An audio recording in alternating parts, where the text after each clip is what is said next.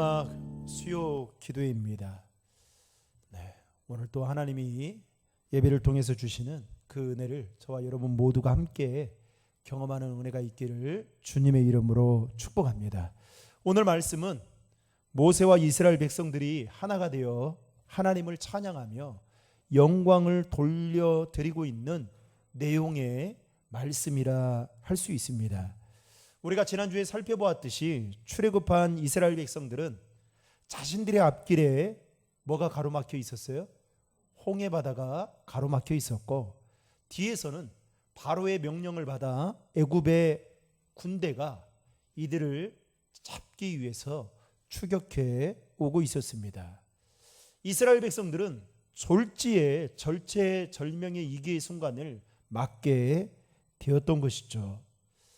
이들이 출애굽할 때까지만 해도 아마 이런 일이 있을 거라고는 전혀 생각지 않았을 것입니다. 불행 끝, 행복 시작이라는 생각을 가지고 아마 출애굽의 여정에 나서지 않았을까, 그렇게 생각해 보는 것이죠. 그런데 앞에는 홍해 바다가 가로막고 있고 뒤에서는 애굽의 군대들이 추격해 오니 이게 무슨 날벼락입니까?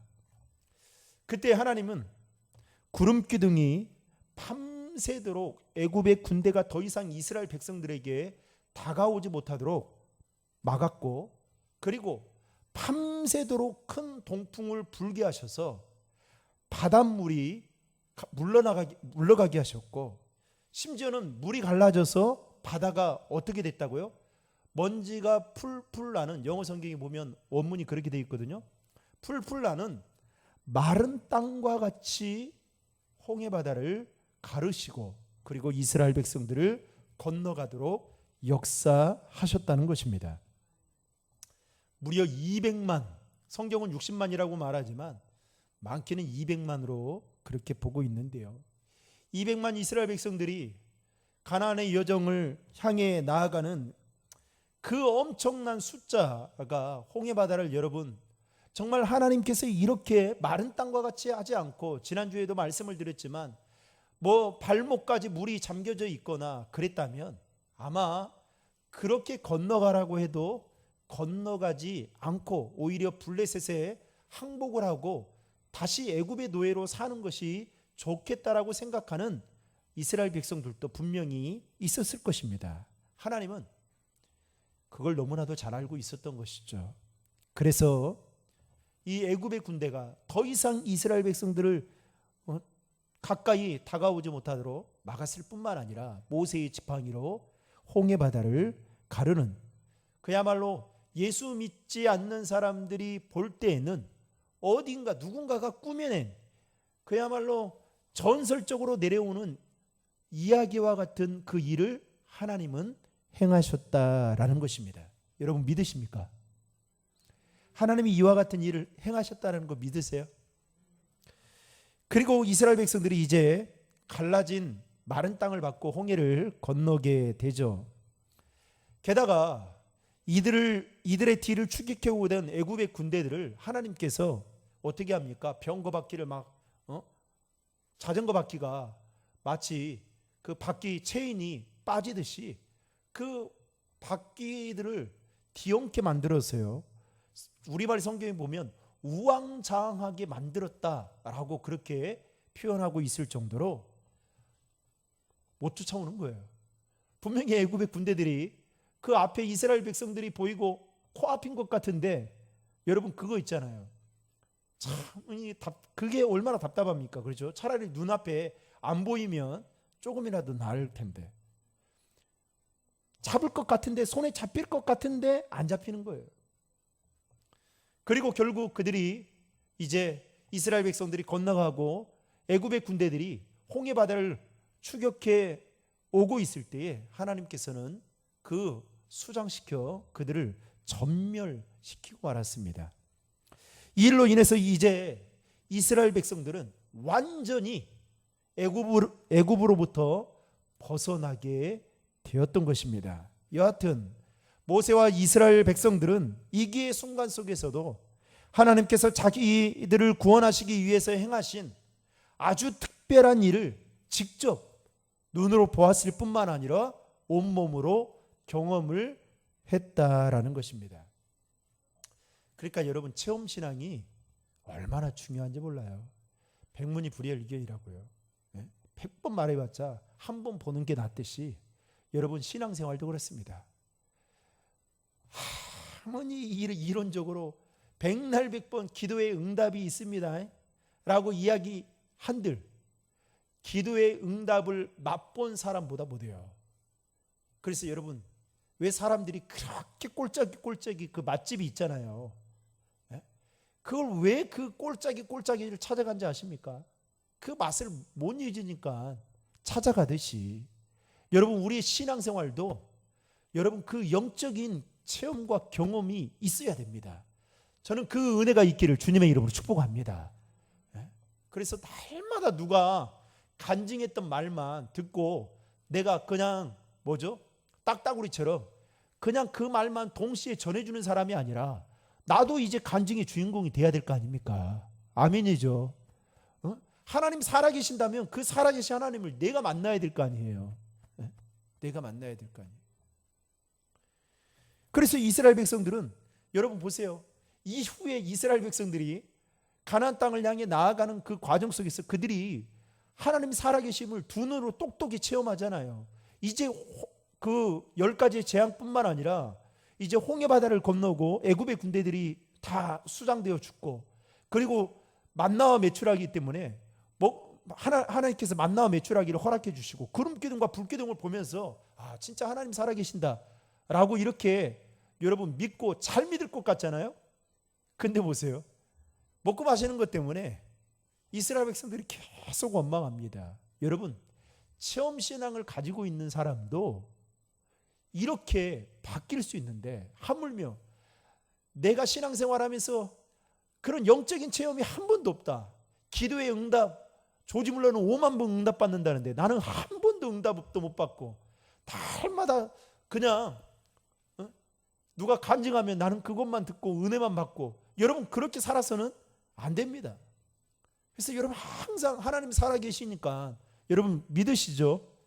그 하나님이 살아계심을 예배를 통해서 경험하고 또 여러분들의 삶의 현장 가운데 여러분들이 기도하는 기도의 제목들이 응답되어지는 은혜가 있기를 주님의 이름으로 축복합니다.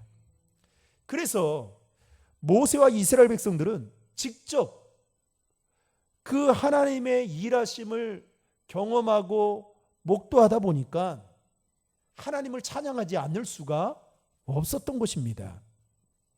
아니, 하나님께 그들이 찬양해야 할 이유가 바로 여기에 있었던 것이죠. 여러분, 사람이 기분이 좋으면 뭘 합니까? 흥얼거립니다. 흥얼거려요. 막 좋으면 노래를 막 부릅니다. 언젠가 제가 여기 볼일을 보려고 화장실에 있는데 어떤 분이 들어와가지고 볼일을 보면서 막 흥얼거리는 거예요. 그런데 이분이 예수를 안 믿는 것 같아요. 뭐 노래를 트로트를 부르는데 화장실에서 얼마나 신나게 부르는지 아마 아무도 없다라고 생각하는 거예요. 저는 다 듣고 있는데. 그래서 저분이 참 좋은 일이 있는가 보구나.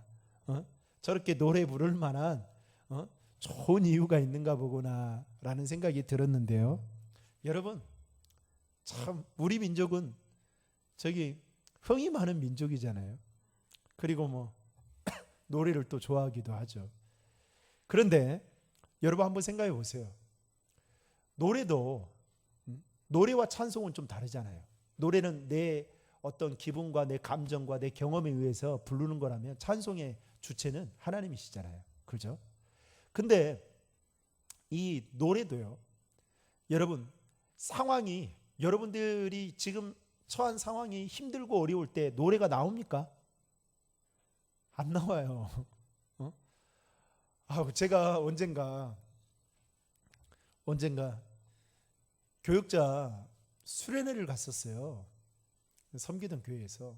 그런데 첫 그 교회에 부임해가지고 교육자 수련회를 갔는데 갑자기 저보고 신고식을 하라는 거예요. 그래서 무슨 신고식인가? 난 목사인데 무슨 신고식이냐? 그랬더니 그동안 부임한 목사든 전도사든 다 신고식을 했다는 거예요. 그래서 무슨 신고식을 어떻게 했길래? 그랬더니 말도 안 하고 그날 신고식 하라는 거예요. 갑자기 저녁에 교육자들 다 모였는데. 그래서 아니 뭘 어떻게 신고식을 해야 합니까? 그랬더니 노래를 부르라는 거예요. 노래를. 근데 제가 노래를 안 부른 지가 상당히, 제가 이외에는 노래를 잘 안 부르거든요. 그리고 예전에는 이 세상적인 노래를 많이 알았는데 지금은 관심이 사실 없어요. 제가 가장 교회사에 가면서 힘들었던 것 중에 하나가 뭐였냐면, 제가 어른들 사역하는, 노인 사역하는 대학들 있잖아요. 일명 노인대학. 거기에 이제 담당 목사가 되다 보니까 그 어르신들이 막 80명, 90명 되는 어르신들, 이전에 교회도 있거든요. 우리 목사님 노래 한번 듣고 싶다는 거예요. 노래 한번 뽑아달라는 거예요. 그래도 제가 안 불렀거든요. 어르신들인데도 제가 안 불렀는데 이거 신고식 교육자 부임했을 때 노래를 부르라고? 그래서 제가 안 불렀습니다. 그랬더니 밑에 있던 저랑 같이 부임했던 전도사님 두 분이 누가 이야기를 해줬는가 준비를 해가지고 왔는 거예요. 아기상어 있잖아. 아기상어 뚜루루, 이거를 다 준비해가지고 온 거예요. 와, 준비돼 해왔죠. 두 사람이 같이 하는데 분위기가 완전히 이제 분위기가 그 다음 사람이 안 하면 이제는 안 될 상황에 처하게 된 것입니다. 저보고 하라는 거예요. 나와서. 진짜 그때 그래서 제가 뭘 했냐면 개똥벌레 있습니다.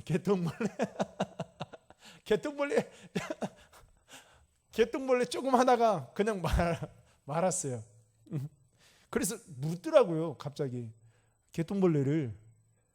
왜 개똥벌레를 왜 했습니까?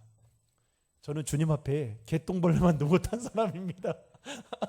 그래가지고 그게 교육자들 사이에서 그 웃음거리로 저를 볼 때마다 개똥벌레만 못한 목사님이 이렇게 저를 약 올리는 거예요. 그런 적이 있었거든요. 참 여러분, 참 기분이 안 좋고요. 상황이 안 좋고 노래 부를 만한 그런 상황 안 좋으면 노래가 안 나옵니다.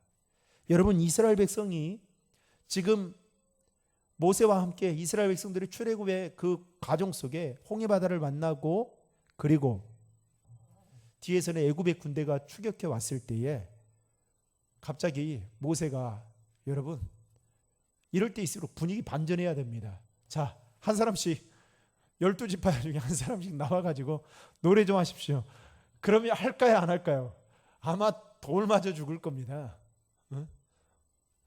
모세가 해도, 재롱을 부려도 지금 이스라엘 백성들의 그 마음을 조금이나마 얻을까 말까 그러는 상황인 거죠. 노래가 나올 리가 없죠. 그런데 오늘 본문에 보면 여러분, 출애굽기 15장은 모세와 미리암의 노래에 대한 이야기가 나오는데요. 이 노래를 부를 수밖에 없었던 그 이유가 있었습니다. 이제 그 이유에 대해서 오늘 우리는 좀 말씀을 통해 살펴보고자 합니다. 여러분, 하나님의 백성인 우리도 찬양할 이유가 있는 사람들이다라는 것입니다. 어떤 분은 찬양하자고 하면 죽어도 찬양 안 해요. 찬양은 나하고 안 맞는다고. 그래서 앞에서 막 전사님이 땀 흘리면서 기타 치면서 막 찬양하는데 요 앞에 앉아 있어가지고 찬양도 안 해요. 그럼 막 그 인도하시는 전사님이 막 힘든 거죠. 여러분들이 막 박수도 쳐주고 같이 이렇게 흥겹게 찬양하면 전사님도 막 신이 나서 찬양할 텐데, 막 나는 찬양하고 전혀 나는 찬양이 달란트가 없다. 그래서 찬양을 안 한다. 나는 예배 드리러만 왔지 말씀 드리려고 왔지 찬양을 안 한다. 이렇게 생각하시는 분들도 더러 있습니다. 여러분, 우리가 하나님의 백성인 우리가 찬양해야 될 그 이유가 무엇일까요? 죄인인 우리가 예수 그리스도의 십자가의 구속으로 말미암아 의인이 되고 구원받은 하나님의 자녀가 되고 그리고 영원한 생명을 누리며 살아가고 있는 것만으로도 우리는 창조주 하나님께 찬양해야 할 분명한 이유를 가지고 살아가고 있다라는 것입니다. 더욱이 찬양은 하나님을 알고 하나님의 은혜를 경험한 사람만이 할 수 있는 특권 중에 특권이라 할 수 있습니다. 그런 점에서 찬양은요, 아무나 할 수 있는 것이 절대로 아닙니다. 성경의 인물 중에 하나님께 찬양을 잘한 사람을 꼽으라고 한다면 단연코 누구를 꼽을 수 있을까요? 다윗을 꼽을 수 있습니다. 여러분, 시편은 곡조 있는 시로 되어 있잖아요. 그렇지만 곡조 있는 노래로 구성되어 있습니다. 시편은요, 총 몇 편까지 있습니까? 150편으로 되어 있습니다. 그런데 이 150편 중에 아삽이라는 사람이 12편, 고라 자손이 11편, 솔로몬이 2편, 그리고 모세와 헤만과 에단이 1편, 그리고 49편은 작자 미상입니다. 그리고 나머지 시편 150편 중에 무려 73편을 누가 썼느냐? 누가 썼을까요? 다윗이 썼습니다. 반 이상을 쓴 거죠. 여러분, 그런데 다윗의 인생을 보면요, 다윗의 인생은 그야말로 파란만장한 삶을 살았습니다. 아니, 그는 시편을 쓸 만큼, 시를 쓸 만큼 그런 마음의 여유가 그렇게 많지 않았습니다. 사울이 다윗을, 우리가 이제 사무엘상을 오늘까지 봤잖아요. 얼마나 죽이려고 합니까? 진짜 여러분, 한 사람 죽이기 위해서 몇천 명의 군대들을 막 동원하고 거기에 온 전력을 다 쏟고, 이거는 돌지 않으면 그렇게 할 수 없는 일이죠. 그러니까 완전히 사울이 다윗 보면 그냥 정신 이상자가 돼버리는 겁니다. 그뿐만 아니라 주변 국가들이 이스라엘을 치기 위해서 얼마나 많이 쳐들어왔습니까? 그때마다 다윗이 또 그 전쟁터에 나가기도 하죠. 그러니까 다윗의 인생은 그야말로 생사를 넘나드는 그런 상황 가운데 있었습니다. 만약에 여러분, 이렇게 파란만장한 인생을 살고 있던 다윗의 인생 가운데 어느 한 부분이라도 하나님께서 함께 해주지 않고, 그리고 하나님이 그의 영혼을 보호해 주시지 않았다면 여러분, 어떻게 됐을까요? 다윗은 이미 하나님이 그를 기름 부어 왕으로 세웠지만 왕도 해보지 못하고 어쩌면 자신의 생명마저도 부지할 수 없을 그럴 상황에 처했을 것입니다. 그런데 그런 상황 속에서 무려 70편이 넘는 시를 썼던 것이죠. 특별히 다윗이 썼던 시 중에 가장 대표적인 시, 우리가 잘 알고 있는 시편 23편을 꼽을 수 있습니다. 그런데 시편 23편 1절에 보면 이렇게 말하고 있습니다. 여호와는 나의 목자시니 내가 부족함이 없으리로다. 여러분, 다윗이 뭐가 부족함이 없습니까? 다윗의 인생이 무슨 넉넉함이, 풍성함이 있었습니까? 그는 여전히 목자였습니다. 그런데 그가 깨달은 게 하나 있습니다. 다윗은 하나님께서 지금까지 목자가 양을 보호하고 인도해 주셨듯이 자신의 인생을 그렇게 보호해 주시고 인도해 주셨다라는 것을 깨달았기 때문에 이러한 고백을, 이러한 찬양을 할 수 있었다는 것입니다. 이처럼 다윗은 하나님의 은혜가 너무나도 감사해서 자신이 왜 하나님께 찬양을 해야 하는지 그 이유를 너무나도 잘 알고 있었다는 것이죠. 사랑하는 성도 여러분, 여러분에게 묻겠습니다. 혹시 여러분은 하나님께 찬양해야 할 그 이유를 알고 여러분 찬양을 하고 계십니까? 여러분, 금방도 우리가 예배 전에 찬송가 2장을 불렀습니다. 그런데 여러분 한번 생각해 보세요.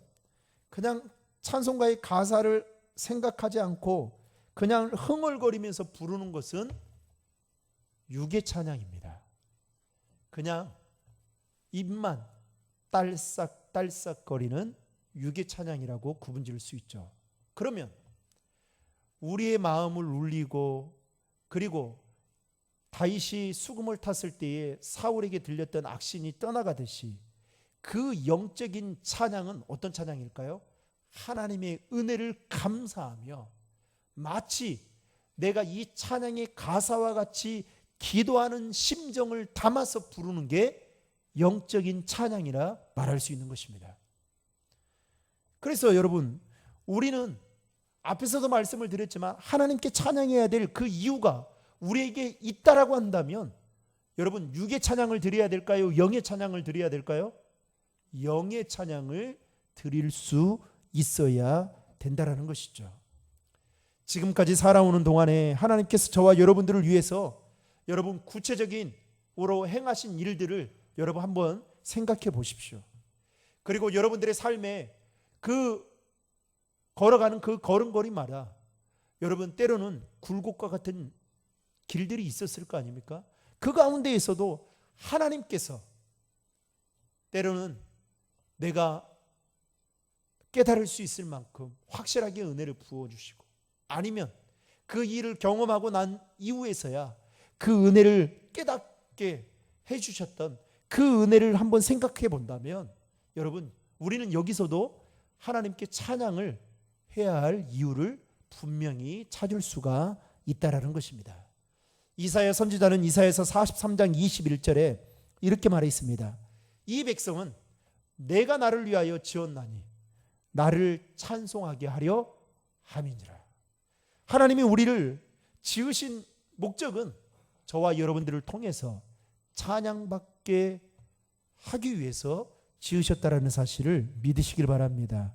그러므로 사랑하는 성도 여러분, 저와 여러분이 어떠한 상황 가운데 처해 있다 할지라도 하나님 앞에 늘 하나님의 은혜를 생각하며 감사의 찬양을 믿음으로 드릴 수 있는 우리 신도림 중앙의 모든 성도님들이 되기를 주님의 이름으로 축복합니다. 오늘 본문 1절부터 3절에 보시면 모세의 찬양은 하나님에 대한 신앙 고백으로부터 이제 시작이 되는 것을 볼 수 있는데요. 여러분 1절부터 3절의 말씀을 우리 같이 성경을 보고 같이 읽겠습니다. 이때에 모세와 이스라엘 자손이 이 노래로 여호와께 노래하니 일렀으되 내가 여호와를 찬송하리니 그는 높고 영화로우시며 말과 그 탐자를 바다에 던지셨음이로다. 여호와는 나의 힘이요 노래시며 나의 구원이시로다. 그는 나의 하나님이시니 내가 그를 찬송할 것이요 내 아버지의 하나님이시니 내가 그를 높이리로다. 여호와는 용사시니 여호와는 그의 이름이시로다. 아멘. 모세는 하나님께서 행하신 그 홍해 사건을 통해서 하나님에 대해서 한 가지 사실을 깨닫게 됩니다. 우리가 읽었던 3절 말씀에 보면 그 깨달음이 무엇이었냐? 하나님은 뭐다고요? 용사시라는 것을 깨닫게 되었습니다. 여러분, 누군가 나를 위해서 싸워줄 수 있는 용사가 있다. 여러분, 이거 이제 출애굽을 하는 이스라엘 백성들에게, 모세에게 얼마나 큰 힘이 되겠습니까? 그 용사이신 하나님께서 자신의 뭐가 되신다고 말합니까? 2절에 보시면 힘이 되시고 노래가 되시고 구원이 되신다라고 말씀하고 있습니다. 사랑하는 성도 여러분, 우리는 세상 한복판에 참 믿음을 지키며 살아가는 믿음의 용사로 하나님이 우리를 세우셨습니다. 그런데 때로는 참 우리의 믿음보다 더 강력한 것들을 만나기도 하죠. 그럴 때 참 쓰러질 때도 있고 넘어질 때도 있습니다. 그러나 여러분, 분명히 기억하십시오. 하나님은 오늘 또 우리의 삶의 용사가 되어서 저와 여러분들이 걸어가는 그 길에 때로는 힘이 되어주시고 우리를 위해 앞서가시면서 여러분 일하시는 분이심을 믿으시기 바랍니다. 더욱이 모세의 노래의 마지막 부분인 본문 18절에 보시면 모세는 이렇게 찬양을 마무리하고 있는데요. 18절의 말씀을 같이 읽겠습니다. 여호와께서 영원 무궁하도록 다스리시도다 하였도다.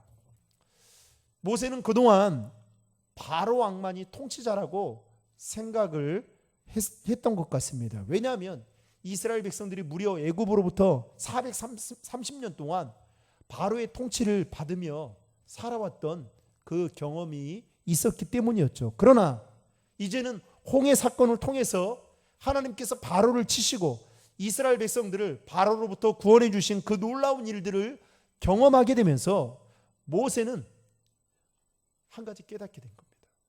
진정한 통치자는 여호와 하나님이시구나. 그래서 18절 말씀에 보면 그 여호와께서 영원 무궁하도록 뭐 하신다고요? 다스리시도다 라고 말씀하고 있습니다. 사랑하는 성도 여러분, 하나님은 이 세상 모든 만물을, 온 우주를 여러분 다스리시고 통치하고 계십니다. 예수 믿지 않는 사람들은 이거는 정말 믿지 못할 지금 말을 목회자가 하고 있다라고 생각할 수 있죠. 그러나 여러분, 자연 만물만 보더라도 우리는 하나님의 일하심을 볼 수 있어야 된다라는 것이죠. 선천성 내성마비로 태어난 여러분 송명희 씨를 잘 알 것입니다. 그런 어렵고 힘든 가운데에서 영감 있고 감동적인 시 한 편을 써서 그 시가 이제 노래로 만들어졌는데, 그 노래가 오늘날 많은 그리스도인들의 그 심금을 울리고 있는 노래인데요. 찬양인데, 그 송명희 씨가 쓴 그 작사 중에 나라는 그런 찬양이 있습니다. 근데 그 나라는 찬양 가사에 보면 내용이 이렇습니다. 나 가진 재물 없으나, 나 남이 가진 지식 없으나, 나 남에게 있는 건강 있지 않으나, 나 남이 없는 것 있으니, 나 남이 못 본 것을 보았고, 나 남이 듣지 못한 음성 들었고, 나 남이 받지 못한 사랑 받았고, 나 남이 모르는 것 깨달았네. 송명희 씨는 남들보다 가진 것이 없고 배운 것이 없고 정말 나은 것이 하나도 없지만 그 가운데서 하나님께서 행하시는 놀라운 일을 깨달았습니다. 하나님이 어떤 분인지를 그녀는 깨달았어요. 그래서 뭐라고 마지막에 후렴구에 말하냐면, 공평하신 하나님이 나 남이 가진 건 나 없지만 공평하신 하나님이 나 남이 없는 것 갖게 하셨네. 여러분, 인간적으로 보면 송명희 씨는 하나님을 공평하다라고 말할 수 없습니다. 이렇게 말하고 있는 것은 세상적으로 보면 이거는 바보 같은 짓이에요. 그런데 송명희 씨가 그렇게 지금 자신의 몸도 자기 스스로 주체하지 못할 만큼 그 내성마비로서의 삶을 살았음에도 불구하고 그녀는 하나님에 대해서 공평하신 하나님이라고 이렇게 신앙 고백을 하는 그 시를, 작사를 했던 이유가 무엇 때문이었을까요? 그녀는 그 힘들고 어려운 상황 속에서도 자신의 삶 속에 베풀어 주신 그 하나님의 은혜를 경험할 수 있었기 때문에 이와 같은 시를 쓸 수 있었다는 사실입니다. 사랑하는 성도 여러분, 그렇다고 한다면 여러분에게 있어서 하나님은 어떤 분이십니까? 그리고 여러분은 지금 어떤 신앙 고백을 담고 있는 찬양을 자주 부르시고 계십니까? 오늘 본문 출애굽기 15장 전반부의 내용들은 이렇습니다. 하나님은 높고 영화로우시며 원수를 물리치시는 그런 분이시다. 그래서 그 하나님을 거스리는 자는 하나님께서 그들의 코를 납작하게 해줄 뿐만 아니라 그 하나님은 주인 되시고 그리고 구원자 되신다라는 내용이 전반부의 내용이고요. 그리고 후반부의 내용은 이렇게 놀라우신 일을 행하신 하나님께서 이제 택한 이스라엘 백성들을 은혜와 능력으로 과거, 현재, 미래까지 인도해 주시는 분이시기 때문에 자신들에게 있어서 결국은 하나님은 약속의 땅으로 너희들을 인도해 줄 것이고, 그리고 그 가운데 너희들을 지켜 보호해 주실 것이다. 그래서 그 하나님의 새로운 역사를 기대하면서 가슴 벅찬 그 희망을 가지고 적었던 내용이 바로 후반부의 내용입니다. 전반부는 하나님이 행하신 일들에 대한 일이라면, 후반부는 하나님이 앞으로 이후에 하나님이 하실 일들에 대한 그 기대하는 그 마음을, 희망을 담아서 부른 찬양이라 말할 수 있는 것이죠. 여러분, 여기서 한 가지 깨달아야 할 사실은, 우리가 지난날에 하나님께서 우리의 삶에 행하신 일들에 대한 감사의 마음을 가지고 살아가는 사람은, 여러분, 앞으로도 우리가 걸어가야 될 그 인생길에서도 여러분 어떤 마음을 가지고 사느냐? 하나님이 우리의 삶 가운데 놀라운 일을 행하실 것이다 라는 이 마음을 가지고 여러분 살아갈 수 있다는 것입니다. 만약에 이게 없으면요, 어떻게 될까요? 이스라엘 백성들은 더 이상 한 발자국씩 나아갈 수 없었을 것입니다. 그런데 모세는 그 하나님, 자신이 눈으로 목도할 만큼 우리 민족을 지키시고 보호하시고, 그리고 그 하나님께서 앞으로도 우리 이스라엘 공동체를 더 선한 길로 인도해 주실 것이다라는 하나님이 행하실 새로운 일들에 대한 기대하고 사모하는 그 마음을 가지고 이제 모세와 이스라엘 백성들은 믿음의 여정을 향해 나아가게 된 것입니다. 그렇다고 한다면 우리도 마찬가지죠. 어떤 어려움과 위기의 순간이 닥친다 할지라도 지금까지 하나님께서 우리에게 베풀어 주셨던 그 은혜에 대해서 감사하고 찬양할 뿐만 아니라, 이제는 과거에 베풀어 주셨던, 오늘까지도 베풀어 주셨던 그 하나님의 은혜가 앞으로 내가 걸어가야 될 그 인생길에도 동일하게 함께 하신다라고 한다면, 여러분, 우리는 주님 오실 때까지 평생 뭐하며 살 수 있을까요?